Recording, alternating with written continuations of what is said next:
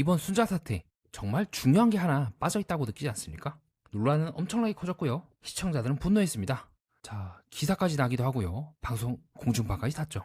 그런데 정작 순자님 시청자들인 우리가 들어야 할 말, 사과가 끝까지 나오고 있지 않다는 겁니다. 그들은 왜 침묵을 하는 걸까요? 저는 이 침묵이 그들이 단순히 뻔뻔했기 때문이라고만은 보지 않습니다.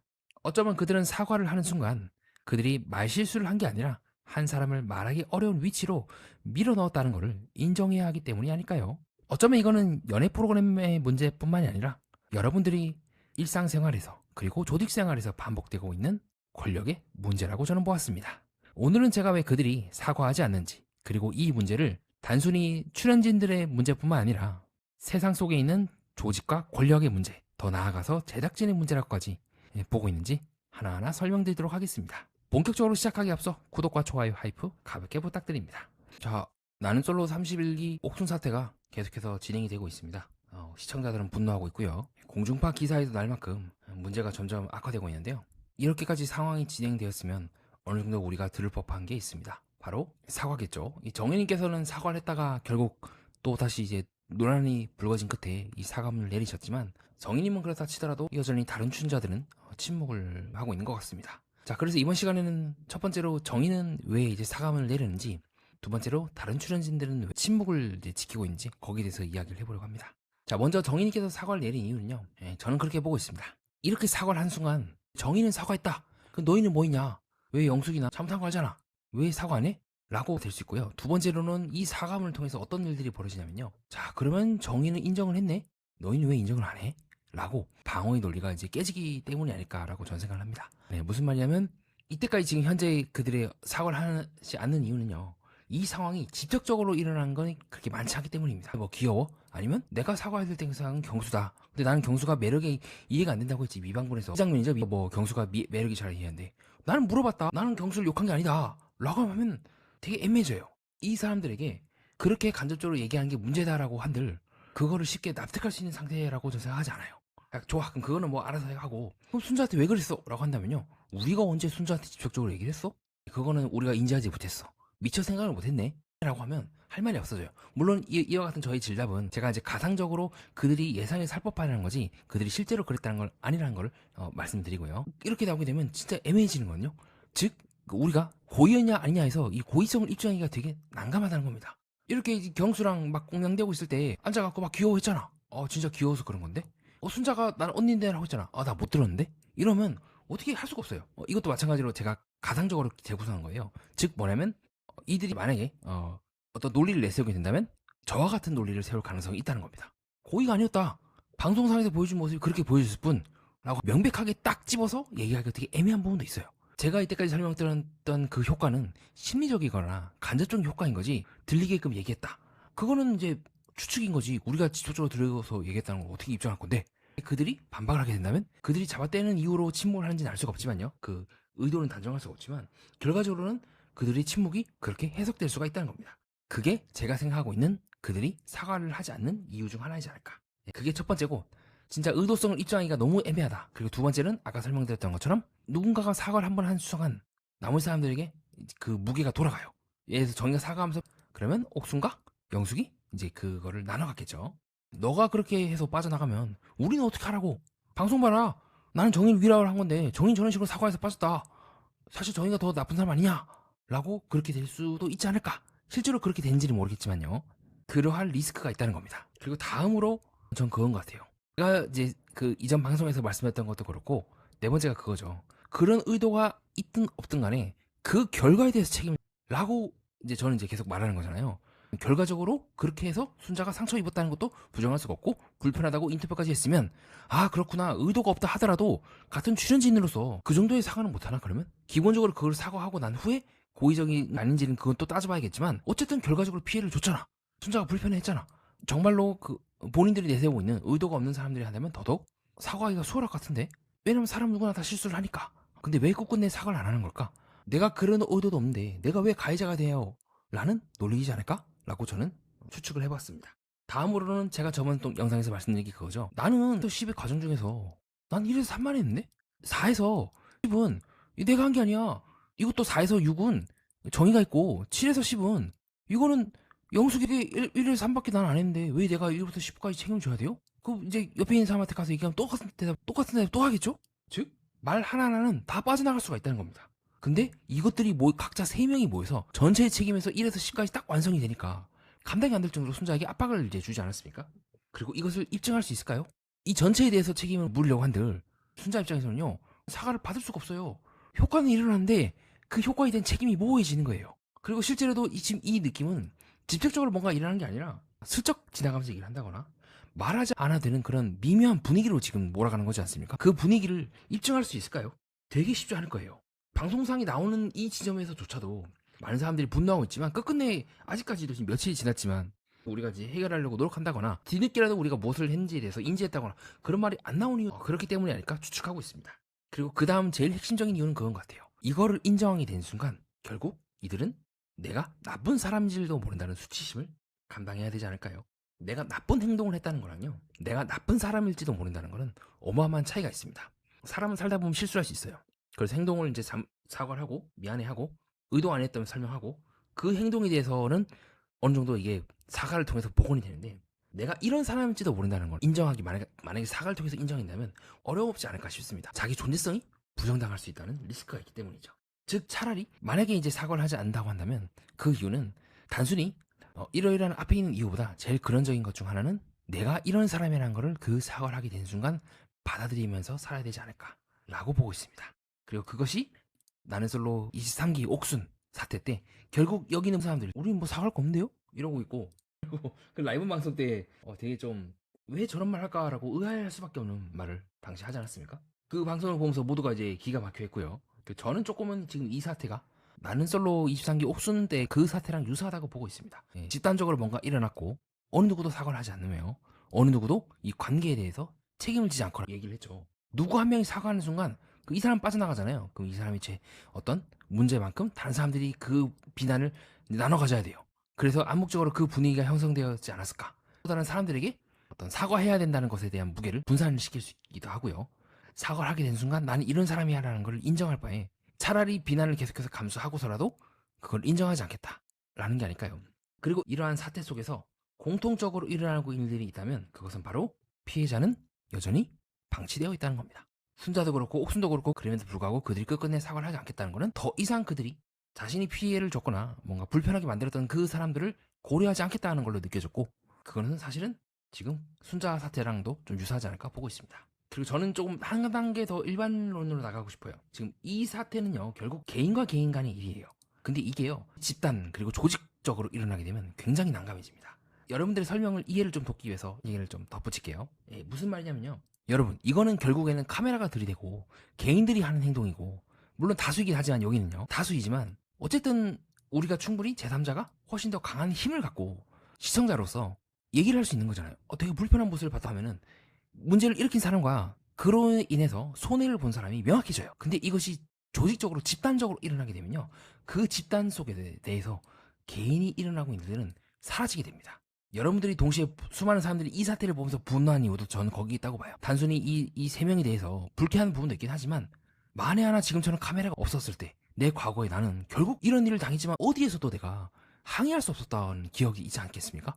오히려 집단은 순자나 이런 사람들한테 네가 잘못했어, 왜 그 분위기 네가 적응을 못했어 라고 막 손가락질하면서 막 몰아세웠던 그 경험 있지 않습니까? 그게 저는 집단적으로 권력적으로 일어나고 있는 일이라고 보고 있고, 저는 특히나 조직을 이루고 있는 거대한 기업이라든가 공공기관 등에서 많이 일어날 일이라고 생각을 합니다. 네, 그게 저는 이제 가면이 이제 벗겨지는 순간이라고 보는데요. 제가 하나 예시를 들어드릴게요. 저의 개인적인 사례이지만 이번 순자 사태를 조금 더 큰 프리즘에서 이해할 수 있는 계기라고 보아서 소개해드리려고 합니다. 이런 일들이 개인 간의 일에서 반복되는 게 아니라 집단과 개인 사이에서도 반복될 수 있다는 걸 생각해볼 기회가 될 것 같습니다. 개인은 의도하지 않았다고 빠져나가고요, 조직과 기관은 우리는 그렇게 판단했다고 빠져나갑니다. 둘 다 피해자가 느낀 현실을 지워버릴 수 있다는 점에서 많이 닮아있다고 보고 있습니다. 제가 이제 공공기관에 민원을 넣었어요. 그래서 처음에 민원을 넣었는데 이 사람들이 정치적으로 민감하다는 이유로, 그러니까 답변이 이제 뭐 이렇게 무슨 이유로 인해서 이제 불수리 한다고 한 거예요. 처리 안 하겠대. 그래서 제가 이제 두 번째 민원을 다시 넣은 거예요. 그러면 구체적으로 제가 넣었던 그 민원에 대해서 구체적으로 어떤 부분이 이제 문제냐, 이제 구체적으로 좀 얘기를 해달라고 한 거예요. 기준이 존재하냐, 그렇게 뭉개지 말고. 그래서 민원을 제출했는데 이게 반복 제출이라고 하는 거예요. 이상하다? 나는 앞에 있는 내용은 질의를 한 거고, 그러면 내가 왜 그렇게 이제 이렇게 이제 왜 거절했냐, 그 기준을 얘기하려고 했는데 그게 반복이라고 한다면 할 말이 없어지는 거예요. 즉 뭐냐면 이 민원 시스템에 의하면 처음에 답변을 받으면 우선은 정치적 판단이니까 안 됩니다. 그리고 그럼 왜 정치적 판단입니까? 물으면 앞에 있는 거랑 동일한 내용이네요. 우리 답변 안 하겠습니다. 라고 하면 민원법과 충돌하는 거거든요. 민원법은 3번 이상 답변이 반복이 되면은 그때부터는 불수리를 할 수가 있지만, 이런 식으로 2번에서 튕기면 모든 민원을 다 이런 식으로 처리할 수가 있게 돼요. 그러니까 뭔가 이상한 거예요. 그래서 이제 전화 통화를 했는데 그래서 처음에 이제 민원을 제기했다. 나는 이제 서울 시민이다. 라고 하니까 잘 지내시죠? 라고 얘기를 해요. 네. 할 말이 없는 거예요. 공적인 관계로 전화를 했는데, 그래서 제가 얘기한 거죠. 다른 관계는 얘기하지 않으려고 한다. 그래서 이제 물어본 거죠. 3회 이상 반복이 돼서 불수했다고 하는데 내 생각엔 2회다. 이게 왜 2회 만에 처리를 된 거죠? 그때 답변이 이거였어요. 아니 뭐 그건 뭐 공식적인 거는 공식적으로 해야지 사적으로 전화하시고. 제가 전화를 했을 때 언제 사적으로 했습니까? 네, 저는 이제 공적인 전화번호예요. 사무실 전화번호거든요. 그래서 뭐 사적으로 전화해서 다 못한다, 계속 그렇게 얘기를 하는 거예요. 그래서 제가 따졌죠. 아니 그건 당신네 조례다. 당신이 말하고 있는 건 상위 규정의 취지와 지금 충돌한다고 나는 보고 있는데 왜 민원인의 그 권리를 이유 없이 이런 식으로 처리하는 거냐, 그렇게 처리하면 안 된다. 아니 근데 저희들은 그렇게 판단했어요. 그리고 물어본 거예요. 제가 아니 법률은 그렇게 했는데 왜 조례는 그런 식으로 적용하냐니까 그랬으니까요 라고 하고 그냥 답변했으니까 끝났네. 이게 제가 받았던 그 민원의 최종적인 내용이었어요. 제가 있었던 그 회사의 사람들의 모습이기도 했고요. 더 할 말이 없는 거예요. 그리고 이러한 모습은 저는 이 모습과 무관하지 않다고 생각합니다. 이게 무슨 말이냐면요, 맨 처음에 그런 말 했죠. 가면이 벗겨지는 순간이라고요. 이 사태도 마찬가지예요. 사람들은 그렇게 얘기를 해요. 법은 멀고 주먹은 가깝다. 근데요, 제가 겪은 세상 일은요, 법과 주먹이 같이 와요. 처음에는 법적으로 문제가 없는 것처럼 얘기를 하고 나중에 그 법이 벗겨지는 순간 진짜 모습이 드러나는 거예요. 아까 그 민원의 사례에서처럼 그랬으니까요. 우린 그렇게 판단했는데 어쩌라고. 어쩌면 지금 이 사태도 순자가 느끼는 감정은 그거지 않을까요? 저들은 지금 나한테 어쩌라고 라고 생각을 하지 않을까요? 앞에서 그 민원에서처럼 우린 그렇게 볼 거야. 그런다고 해서 네가 그렇게 얘기한다고 해서 뭐 달라질 것 같아 라고 어느 순간 겉으로 봤을 때는 늘 어떤 법률가 시민을 위한다, 세상을 위한다, 우리는 공공기관입니다, 우리는 시민의 세금으로 이제 운영하는 곳입니다 라고 했던 바로 그 기관이 어느 순간 시민에게 칼을 탁 들이대는 그 느낌인 거죠. 지금도 그 느낌 아니겠습니까? 순자가 어쩌라고. 그래서 우리 왜 사과해야 돼, 우리 고의적인 거 아니야, 너가 그 입증할 수 있어? 라고 법과 주먹이 같이 오는 느낌이라는 거예요. 이상기 때도 마찬가지였죠. 어쩌라고. 그래서 라이브 방송에서 끝까지 뭐 사과라든가 이 관계에 대해서 얘기하는 것이 아니라 그때 옥순이 내 앞에서 전 남자친구 얘기를 해서 기분이 나빴다라는 식으로 역으로 지금 들어가고 있는 거 아니겠습니까? 어느 순간 그들이 쓰고 있던 그 가면이 벗겨지고 진짜 민낯이 드러나는 순간이 아닐까요? 그리고 이러한 관계는 차라리 개인들 간의 관계에서도 끝끝내 그들이 인정하지 않는다면 이것들이 조직적으로 하나의 거대한 조직이 국가의 공공기관과 같은 아니면 대기업과 같은 그 조직 속에서 들어가게 된다면 훨씬 더 어려워진다는 거예요. 조직 전체가 나서서 방어하기 때문이에요. 저걸 인정하게 되는 순간 우리 전체가 무너진다는 플러스 우리가 왜 굳이 제1계의 모래알 같은 개인에게 인정을 해야 되지? 라는 느낌으로 들어올 경우 더 입증하기가 어렵다는 겁니다. 저는 제작진도 되게 열심히 나름대로 이 프로그램을 만들기 위해서 노력하고 있는 사람들이지만 무조건 선이라고는 생각하지 않습니다. 왜 그러냐면 여기서부터 윤리의 시작이 돼요. 이런 사태가 일어날 때까지 제작진은 왜 이 모습을 마치 본인들이 심판이 된 것처럼 보여주고 있는데, 궁극적으로는 아무리 옥순이 문제가 있고 그렇다 하더라도 충분히 그것이 논란이 될 수 있다 한다면 어느 정도 끊어야 되는 거 아닙니까? 제작진이 그런 이제 우리한테 항변을 하기도 저한테 무슨 소리 하는 거냐, 우린 개입할 수가 없다, 리얼 버라이어티이기 때문에, 그리고 이 일들이 직접적으로 우리가 말리기도 애매하다라고 한다면 그럼 우린 그렇게 말할 수가 있겠죠. 그러면 옥순과 같이 지금 현재 피해를 줬다고 추정되고 있는 그 사람들의 논리를 따라가는 건가요? 하면 할 말이 없어지는 거예요. 우리가 원하는 거는 그 일이 의도했든 아니든 그것이 중요한 것이 아니라 이렇게 집단적으로 나서서 한 명에 대해서 공격하고 있는 그 느낌이 싫다. 왜 자꾸 이시상기 때 그 사태도 그렇고 왜 자꾸 이런 일들이 반복이 되는 거냐라고 물어야 되지 않을까요? 자극적으로 해서 논란이 되는 건 좋지만 왜 정작 이것들을 공영파로 송출했던 제작진에 대해서는 왜 아무도 말 안 하는 겁니까? 궁극적으로 화가 나는 지점은 바로 그건 거예요. 이런 일들이 일어났을 때 여전히 더 큰 보이지 않는 구조가 작동을 하고 있고 그 구조 속에 또다시 개인은 희생되고 있다는 그 기분. 그리고 뭐 MC라든가 이런 사람이 나가고 사후적으로 에이 뭐 그러면 안 되지라고 한다거나 아니면 뭐 댓글 뭐 보내지 말라고 한다거나, 우리가 순자한테 댓글을 보낼 일은 없잖아요. 그럼 결국 이제 옥순이나 이런 사람들한테 댓글 보내지 말라는 건데, 시청자로서의 항의도 지금 하지 말라 하는 만큼 제작진이 지금 한쪽 편을 드는 겁니까? 라고 하면 할 말이 없으지 않겠습니까? 미세하게 이미 제가 이제 그 MC들의 말을 때로는 들을 때 있지만 때로는 그 MC들조차도 결국엔 더 큰 구조에 종속되어 있다고 보는 지점이 그거예요. 때로는 제작진은 그렇게 보지만 난 그렇게 보지 않는다. 이미 여론은 그렇게 형성이 되지만 그 여론을 우리가 그대로 따라가게 된다면 또 하나의 진실을 놓칠 수도 있다라고 말하는 부분이 바로 이거예요. 왜 이 구조에 대해서 이거를 송출하는 것에 대해서 왜 아무도 문제를 삼지 않냐는 거예요. 그 상황을 촬영했을 때 뭔가 이상하다는 걸 느끼지 않았을까? 그 당시에는 촬영을 했기 때문에 몰랐겠지. 근데 촬영을 하고 난 후에라도 충분한 후속 조치를 취했습니까?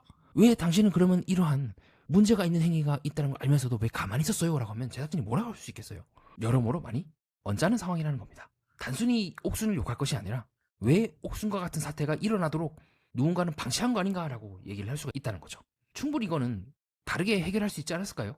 방을 다르게 한다거나 굳이 이렇게 방을 붙여놓고 한다는 것 자체가, 이런 방을 선정했다는 것 자체가, 그리고 기존의 이상기 이 사태가 일어났다는 걸 알면서도 충분히 출연진 사이에 감정이 격화가 되거나 갈등이 심해지면 이런 일들이 일어난다는 걸 알고 있으면서도 왜 굳이 또다시 방을 이렇게 붙여놓은 거죠? 왜 또다시 이런 일들이 일어났을 때 미묘하게 제지를 한다거나 다시 한번 들어오면서 다른 출연진들에 대해서 불쾌하게 하거나 그런 행동은 지양해 줬으면 좋겠다라고 한다거나 계약문에 넣는다거나, 당신 그렇게 행동하면 아무리 리얼 버라이어티지만 그 계약 위반이다라고 경고를 한다거나 여러 가지 방법이 충분히 있을 수가 있잖아요. 왜 거기에 대해서 제작진은 책임을 다하지 않았냐는 거죠. 의도했든 안 했든 간에 결과적으로는 이런 일이 일어났잖아요. 그럼 그 결과에 대해서 책임을 져야 된다고요. 저는 그것이 단순히 이 방송 내용에 뿐만 아니라 이것이 송출된 미디어 권력과 시청자들 간의 그 관계에 있어서도 불편한 부분이 많았다고 저는 생각을 합니다. 자, 이상 그렇게 해서 순자 사태에 대해서 왜 그들이 이제 사과나 혹은 입장 표명을 하지 않는지에 대한 저희 생각을 밝혀보았고요. 자, 다음에는 탐정님들이 저의 동영상을 보고 하실 법한 질문들을 예상해서 제가 답변해보는 시간을 갖겠습니다. 첫 번째로 좀 정희님이 그 사과문을 이제 내리셨는데, 이제 그게 왜 이제 그렇게 내렸냐, 그 추측은 아무도 모르지 않냐라고 의문을 가지실 수 있을 것 같은데요. 맞습니다. 실제로도 정희님이 어떤 이유로 사과문을 내렸는지는 사실 파악이 안 되고 있습니다. 제가 말하고자 하는 거는 이제 어떤 정의님의 심리를 이제 단정하는 것이 아니라 집단 사건에서 한 사람이 먼저 사과했을 때 이제 어떤 이제 구조적인 압박이 발생할지를 이제 사례를 들어 설명을 했고, 그것이 정의님의 실제와 맞지 않을 수 있다는 것 좀 말씀드리고자 하고요. 다만 이제 한 사람이 인정하게 되는 순간 나머지 사람들에게 그럼 너희는 왜 인정하지 않느냐는 질문이 생길 수밖에 없고, 그럼 사과한 사람도 왜 너만 빠져나가냐라고 압박을 받을 수는 있을 것 같습니다. 자, 그 다음에 이제 옥수님이 이제 침묵한 이유가 꼭 방어 논리 때문일까? 뭐 다른 여러 가지 이유가 있지 않을까? 주변에서 그렇게 가만히 있으라고 조언을 한다거나 법적인 리스크가 있다거나 악플을 또 우려한다거나, 아니면 이미 사적으로 사과했고 어떻게 보면 이제 뭐 그럴 수도 있고 여러 가지 알 수 없는, 우리로서는 알 수가 없는 이유가 있지 않을까? 꼭 방어 논리 때문일까? 라고 질문을 할 수가 있을 것 같은데요. 맞습니다. 네, 침묵의 이유는 여러 가지가 있을 수가 있고, 저도 사실은 옥수님이 아닌 이상 그 이유에 대해서는 함부로 말하기 어렵습니다. 다만 저는 이제 이번 사건에서는 이제 그 침묵의 내막보다는 그 침묵이 이뤄내고 있는 효과에 대해서 좀 말씀드리고 싶습니다. 여전히 공개적으로는 우리는 의도하지 않았다, 우리는 그 어떤 것도 인정하지 않았다는 방어선이 유지가 되고요. 그렇게 시간이 이제 흘러가는 사이에 피해를 느낀 사람은 계속해서 방치가 되고 있는 건 아닐까요? 물론 여러 가지 침묵의 이유 중에 하나가 뭐 사적으로 이미 사과한 상황이라면 모르겠는데, 다른 경우라면 정작 제일 중요한 피해를 받은 사람은 계속 이 상태에 그대로 있다는 겁니다. 또 다음으로 또 그렇게 질문해볼 수가 있겠죠. 근데 그렇게 따지면 왜냐님 말씀드리라면 의도가 없는데 왜 굳이 사과해야 됩니까? 그렇게 질문할 수 있을 것 같은데요. 다만 저는 관계에서는요, 의도가 없다고 다 면책이 된다고는 보지 않습니다. 내가 일부러 그런 게 아니어도 내 말과 행동이 누군가를 말하기 어려운 위치에 밀어 넣었다면 그 효과에 대해서는 충분히 사과를 할 수가 있지 않을까요? 내가 나쁜 사람이라는 걸 인정한 게 아니라 내 행동이 상대에게 그런 효과를 냈다는 걸 뒤늦게 알았고, 그 부분은 나의 책임이다 정도는 말할 수 있지 않을까 싶습니다. 자, 그 다음에 이제 제작진 책임까지 묻는 거 너무 멀리 간 거 아닙니까? 라고 볼 수가 있을 것 같습니다.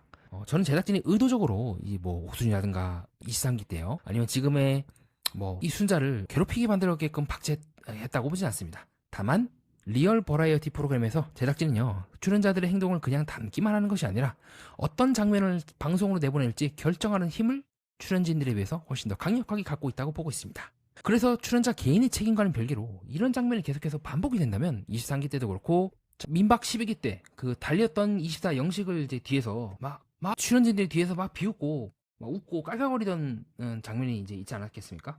되게 좀 보는 사람들로 하여금 불편하게 했던 장면이라고 저는 생각을 하는데요. 자, 이런 장면들이 계속 반복이 된다는 겁니다. 그러면 제작진이 이런 일들이 반복이 되었을 때 어떤 안정장치를 출연진들을 위해서 갖고 있는지 물어볼 수가 있지 않을까요? 자, 다음으로는 또 그렇게 질문을 할 수가 있을 것 같습니다. 씨들이 이제 마지막에 이제 뭐 옥순을 포함해서 이제 출연진들에게 댓글을 자제해달라고 한 적이 있는데, 그러면 시청자들이 정당하게 항의하는 거랑 악플을 어떻게 구분하는가? 저는 이제 악플이나 인신공격을 하자는 의미는 아니었어요. 다만 시청자들이 불편한 장면에 대해서 항의하고 제작진들에게 기준을 묻는 것은 정당한 시청자 주권이 지켜지는 행위라고 보고 있습니다. 더 나아가서 방송이 어떤 장면을 어떤 방식으로 송출했는지 문제를 제기하는 것도 저는 필요하다고 봅니다. 정리하겠습니다. 저는 사과가 어려운 이유는 단순히 자존심 때문이라고만은 보지 않습니다. 사과를 하는 순간 사람은 자기 행동의 결과를 인정해야 합니다. 더 나아가서 내가 누군가를 말하기 어려운 위치로 밀어넣은 분위기의 일부였을지도 모른다는 수치심을 감당해야 하죠. 그렇게 사람은 자꾸 의도로 도망갑니다. 나는 그런 뜻이 아니었다. 나는 직접 말한 게 아니었다. 상대방이 그렇게 느낀 것뿐이다. 하지만 관계에서 중요한 건 의도만이 아닙니다. 내 말이 어떤 위치에서 나왔는지, 누구에게 어떤 효과를 냈는지도 봐야 하지 않을까요? 그리고 이 구조는 연애 프로그램에서만 일어나는 것 같진 않습니다. 조직에서도 회사에서도 공공기관에서도 반복되는 것 같습니다. 누군가는 분명히 상처를 입었는데 왜 책임은 절차와 분위기와 다수의 이름 속에서 사라지는 걸까요? 그래서 저는 이번 사태를 단순히 누가 사과하느냐의 문제가 아니라 피해자는 있는데 책임은 사라지는 구조의 문제로 보고 있습니다. 우리가 궁극적으로 주목해야 되는 것은 그 출연진뿐만 아니라 이러한 출연진들이 반복해서 등장하고 있는 구조를 짚어내야 되지 않을까요? 이상입니다. 끝까지 봐주신 여러분, 구독과 좋아요 하이프 다시 한번 부탁드립니다. 소중한 후원을 해주신 분들께 진심으로 감사드리며 더 좋은 영상으로 보답드리도록 하겠습니다. 이상 연애 프로그램과 인간, 세계의 이면을 구조적으로 해석하는 채널 매니아와 여러분은 뜻깊은 시간을 보냈습니다. 출연진과 제작진 모두 촬영하시느라 고생 많으셨습니다. 순자님께 심심한 위로의 말씀 다시 한번 올립니다.